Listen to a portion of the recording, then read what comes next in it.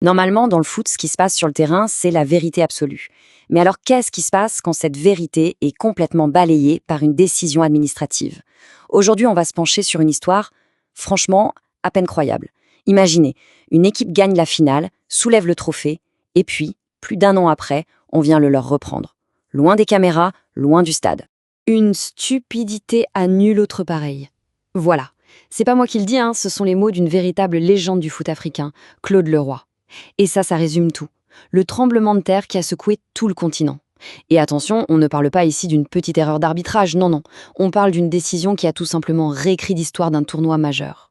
Alors, imaginez un peu le tableau. On est le 18 janvier 2025, le Sénégal vient de gagner contre le Maroc. C'est la fête, ils soulèvent la coupe, les joueurs sont portés en héros, la totale.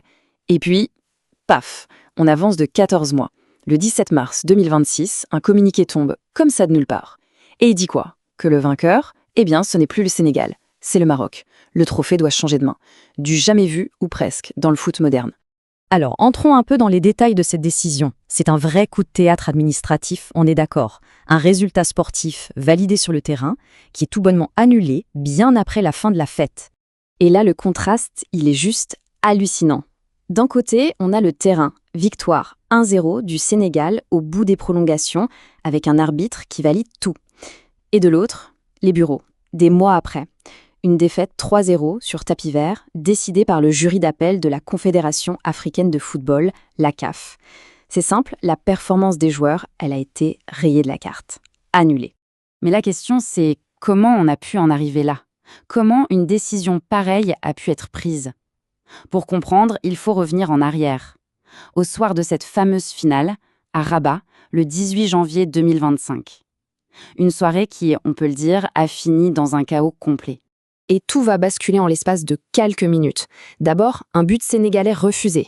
Juste après, dans la confusion la plus totale, un pénalty est sifflé pour le Maroc.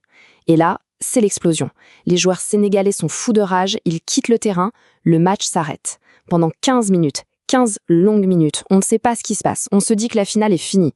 Et puis, contre toute attente, ils reviennent, le jeu peut reprendre, le Marocain rate son pénalty, et le match va finalement à son terme.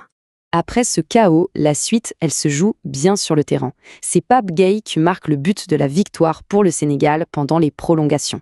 L'arbitre siffle la fin, c'est fait. Les Lions de la Teranga sont champions d'Afrique, ils fêtent ça, ils soulèvent la coupe. Et normalement, pour tout le monde, l'histoire est finie. Sauf que la fédération marocaine, elle, ne voit pas les choses comme ça. Pas du tout. Pour elle, il y a eu une injustice et elle décide de ne pas en rester là. La bataille quitte le terrain pour aller devant les instances juridiques. C'est là que commence un tout autre match. Et l'argument principal du Maroc, son arme si on veut, c'est un article bien précis du règlement, l'article 82. Ce qu'il dit est assez simple et ça ne laisse pas beaucoup de place à l'interprétation. Si une équipe quitte le terrain et refuse de continuer à jouer, elle perd le match par forfait. Point. Donc pour le Maroc, même si les joueurs sénégalais ne sont partis que quelques minutes, c'est un abandon. Et qui dit abandon, dit défaite. On se retrouve donc avec deux visions qui s'opposent complètement. D'un côté, il y a la loi, la lettre stricte du règlement. Tu quittes le terrain, t'abandonnes, donc tu as perdu. C'est automatique. De l'autre côté, il y a, l'esprit du jeu. Et surtout, l'autorité de l'arbitre. Les joueurs sont revenus, l'arbitre a dit on continue, le match s'est terminé, donc le résultat devrait être entériné. D'ailleurs, pour beaucoup d'experts, annuler ce résultat, c'est ce qu'ils appellent une monstruosité juridique. Et évidemment, quand la décision est tombée, ça n'est pas resté confiné dans les bureaux de la CAF. Ça a déclenché une vraie tempête. Une vague d'indignation a touché tout le monde du foot. Et pas seulement en Afrique. On en revient à Claude Leroy, qui lui n'y va pas par quatre chemins. Il parle de magouille. C'est un mot très fort, ça sous-entend que la décision n'a rien de juridique, mais qu'elle vient plutôt de jeu de pouvoir, d'influence politique en coulisses. Samir Nasri, l'ancien international français, résume bien le sentiment de beaucoup de monde. On n'y croit tout simplement pas. Sa question, elle est pleine de bon sens. Alors on fait quoi? On va vraiment aller reprendre le trophée au Sénégal? C'est plus que du sport à ce niveau-là, c'est toute la crédibilité de la CAF qui est en jeu. Et les joueurs sénégalais alors? Leur réponse, c'est un défi. C'est Moussa Niakhaté qui met les mots dessus, sur les réseaux sociaux, au nom de toute l'équipe. La coupe, les médailles, ils sont allés les chercher sur le terrain, à la sueur de leur front. Alors, venir les reprendre, c'est tout simplement hors de question. Et là, l'affaire prend une toute autre dimension. On sort complètement du cadre sportif, ça devient une crise politique. Le gouvernement sénégalais lui-même monte au créneau. Il qualifie la décision d'illégale et profondément injuste. Et ce n'est pas tout. Il demande une enquête internationale indépendante pour des soupçons de corruption.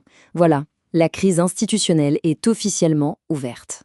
Parce que, pour beaucoup d'observateurs, cette décision, aussi spectaculaire soit-elle, n'est pas juste un incident isolé. Non, c'est en fait le symptôme de quelque chose de bien plus grave, un problème profond dans la manière dont le foot est géré en Afrique.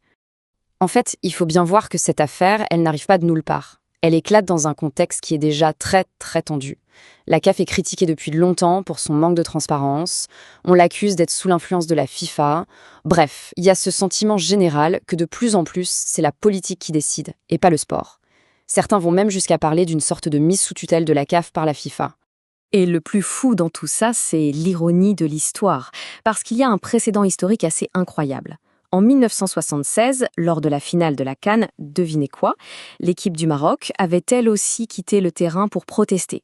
Ils sont revenus ensuite, ils ont égalisé et ils ont gagné leur unique titre. C'est un détail qui, on sans doute, rend la position marocaine d'aujourd'hui un peu compliquée. Au final, au-delà de savoir qui a raison sur le plan juridique, cette histoire nous laisse avec une question bien plus large. Si une victoire gagnée à la régulière sur le terrain peut être effacée des mois plus tard dans un bureau, qu'est-ce qu'il reste de la compétition? Qu'est-ce qu'il reste de cette passion, de cette incertitude qui font que le sport est si beau?